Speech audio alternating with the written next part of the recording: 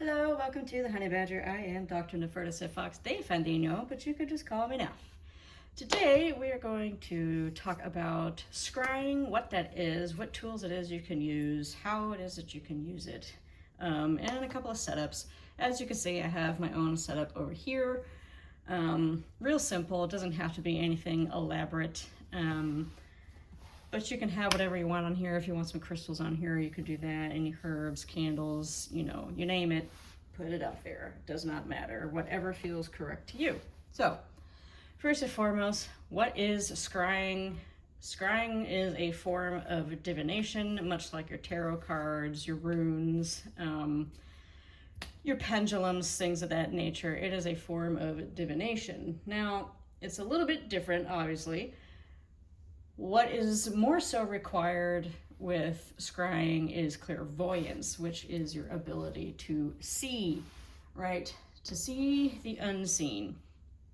Now, Hollywood has really kind of messed with the way that we view scrying. In fact, your first image is likely a fortune teller with a giant crystal ball, And it's not to say that scrying with a crystal ball is wrong. It's just that that isn't necessarily what scrying really is. So, yes, you can use a crystal ball. A crystal ball is quite common, actually. And you do want a clear one. It doesn't have to be huge. It can be relatively small. Whatever makes sense to you, but you do want something that is actually transparent, so something that's a little more clear. It could be clear, it can be crystal, it can be clear quartz, it can be, it can be pink, it can be blue, it can be green, whatever. But relatively, you want it to be free of really any the word does not want to come to me for whatever reason. Imperfections. Thank you. I kept hearing insecurities. Like, that's not the word, spirit. Anyway, so you want it to be clear of any imperfections. However, there are some out there that do actually prefer some imperfections in there, especially if you're using like a candle for the light to kind of, bounce off of the crystal itself, and it kind of gives a little bit more shadow to it, I suppose. Also, like in like clear quartz, for instance, or even like an actual crystal ball, when you have imperfections in there, they look like cracks on the inside. Sometimes there's, if the light's shining on it just right, you can see like some rainbow colors in there. So that, could also be a reason why somebody would like to have imperfections in their crystal. It helps those visions come a little bit more clearly. However, it doesn't have to be clear. As you can see, I have a crystal skull over off to the left here of the screen. Now, this guy over here is made of obsidian. He is my absolute favorite. I have a fascination with crystal skulls, and this is probably my absolute favorite one out of all the ones that I've had. I've had about 15 at one point. But this one is my absolute favorite, so I kept him instead of selling him. Now, he's a beautiful crystal. You can't really see it all that well. You can kind of see it right there. You can't really see it too well, but he does have that silver kind of shine in there. So it's a silver obsidian. So this, I will tell you, when you have a candle playing off of this, my gosh, the imagery that comes through is actually really awesome. Now, when I use him for scrying, I have him facing away from me so that I have more surface to look at. So it kind of acts like a black crystal ball. But this guy right here does help in connection with doing the divination. So I enjoy having around, but also it kind of keeps all of the negative things away. That may prove to be harmful in some way, because I will tell you, when you're doing scrying, any spirit can come through if you're not careful. But if you feel called to have more like protection things around you, by all means, but basically you're giving a reason to have protection. So just keep that in mind as well. As I have mentioned before, you are just as powerful as any being that comes through here, because you are of divine energy. That is what you actually are, not just a human form. So you have the power to tell other entities to leave if you don't want them there, and that they're not welcome back, you know, that kind of thing. But even still, any entity that may feel kind of negative, you can still ask it, you know, what is your purpose here? Do you have a message for me? And if the answer is no, and they're just there to kind of mess around, then yeah, have them skedaddle. But so crystal balls, they're not the only instrument that you can use or tool that you could use. You can also use a black mirror. So the mirror is set up with a black backing instead of that silver. So it's not necessarily, you know, the kind of mirror that you're going to have like in your bathroom or whatever. It's a little bit different, but again, it's having that black background. It kind of creates like this this portal to another dimension that you could utilize. Now, I do recommend, if you're going to use a mirror for it, have something to cover it when you are not using it. That way no one else can peer through your scrying mirror, because there's something that I cannot stand, is that a lot of people use scrying to spy on other people. That I don't condone that. I don't agree with that. I don't agree with that at all. And I'll have a little story here in a little bit with my own experience of that. But I don't condone that. So people will use anything that they can to spy on you. And when if you see like insects, like fly, you know, being the fly in the wall, sometimes people do use that. So if they're scrying, it is whatever is in that space that allows them to see what you're doing, kind of thing. So it could be a mirror, it could be an insect, it could be your pet, sorry. But you know, any precautions you can take to cover that thing up. But if you're going to use like a mirror, use candles. That way, again, there is some light that can bounce off of that mirror to kind of help put you in like a trance-like state for those images to actually start popping up. You can also use a black bowl. I do not have a black bowl, but I do have this black plate, and as you can see, it's got quite the rim here.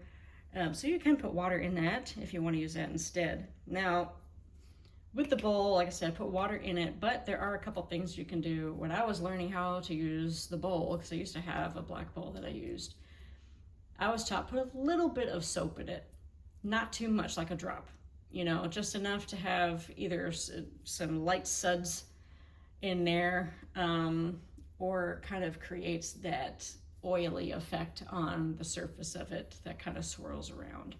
That also helps those images really pop up. But you can also use things like flowers or flower petals, like lavender, for instance, you know, something that's kind of small for the type of bowl or plate it is that you're using, because anything that's too big kind of takes away from all the imagery and just kind of clouds the vision. So you can also use like loose leaf tea if it's not too large. That's another thing that you could utilize. And just kind of let that swim around and do what it's doing, and you know, see what images pop up with that.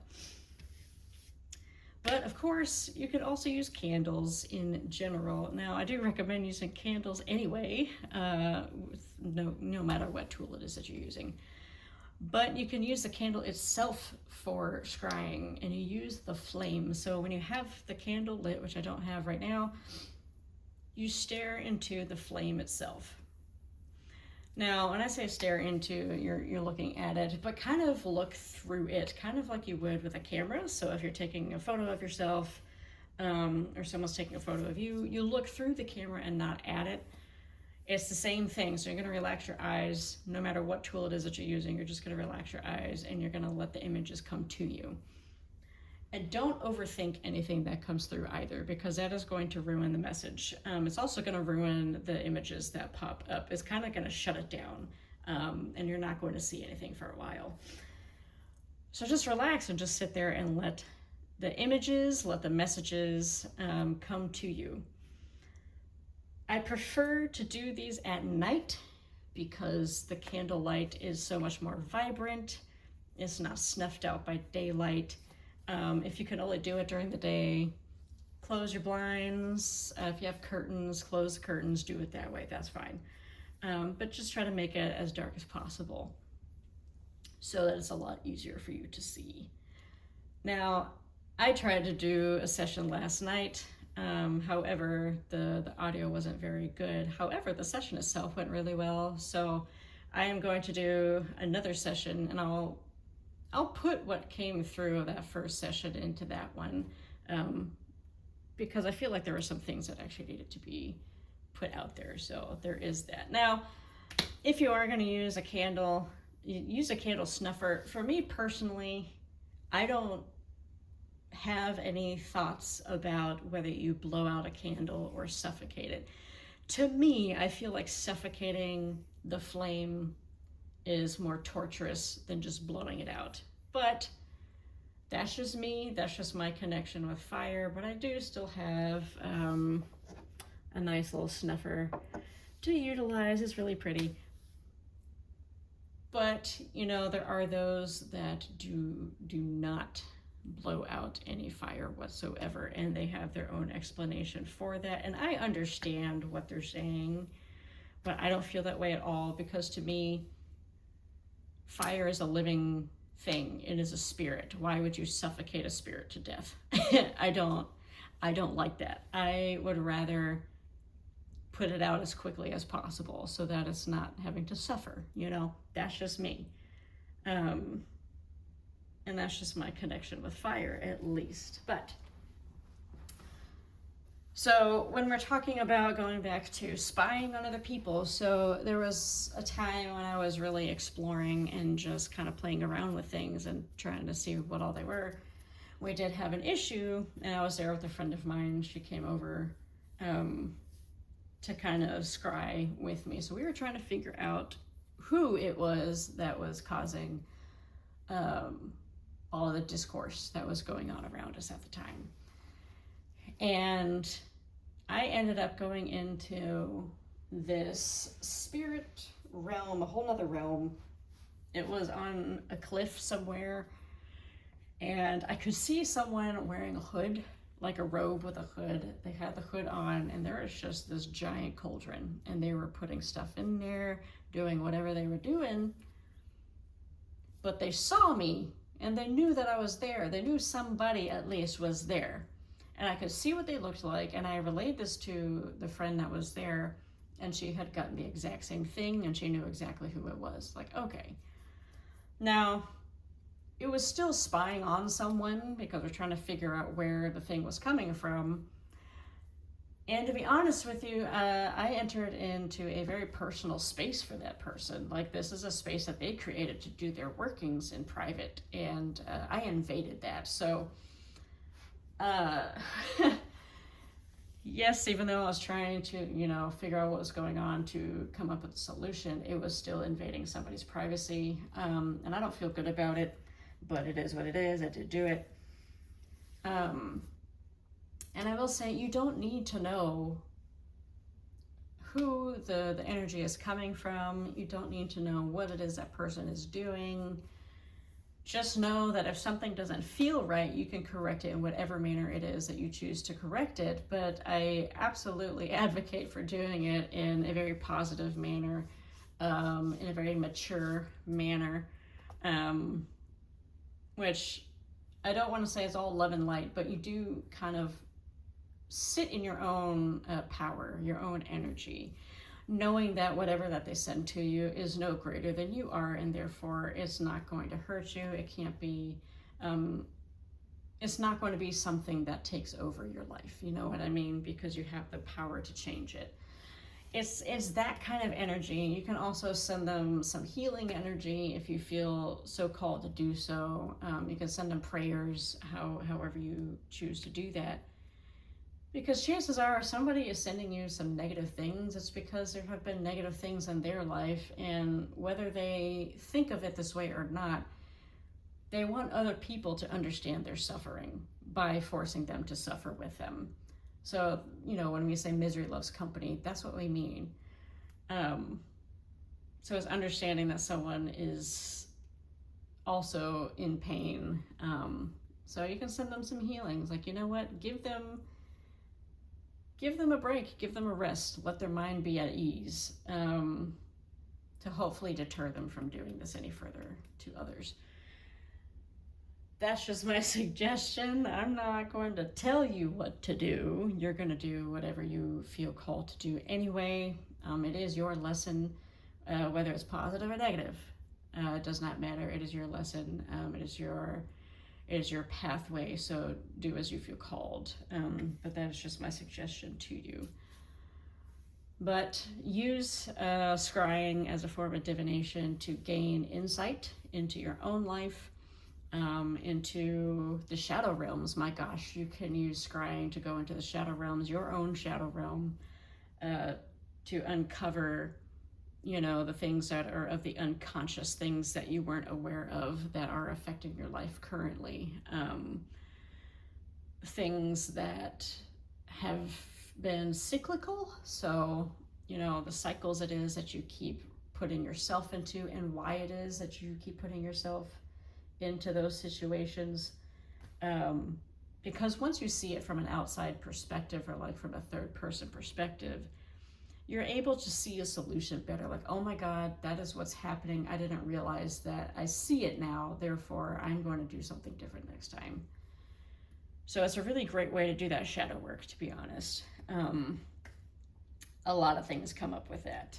In fact, I did my own session. It wasn't necessarily like shadow work per se, but it was kind of. So I did my first scrying session with this candle and got the most beautiful message for myself. So, there's a lot to gain from scrying. But it's all personal work. It's all inner work. You can tap into your timelines. Show me the timeline that is best suited for me and what it is that I am trying to achieve. It'll show you that. Hopefully you'll gain some information on how to move down that path, move forward in that direction, give you a little more clarity in that. But it can also show you different possible outcomes. Like, okay, well, if I continue to go in this direction, what is the outcome of that? So you should be able to see that also. You can even use scrying to go into the spirit realm. So if you want to go and speak with your ancestors, your oversoul or higher self, you could do that. Your past lives, you can do a bit of a past life regression with that. If you want to go talk to angels, or if you want to talk to otherworldly beings, you can absolutely use scrying to do that as well. The possibilities are endless. They are absolutely endless. So have fun with it. Try different tools, mediums, see what works best for you. Try them all, because there may be a particular method that you didn't think was going to work very well, but it ends up being the most powerful one for you. I have had that happen to me before, so don't knock it till you try it.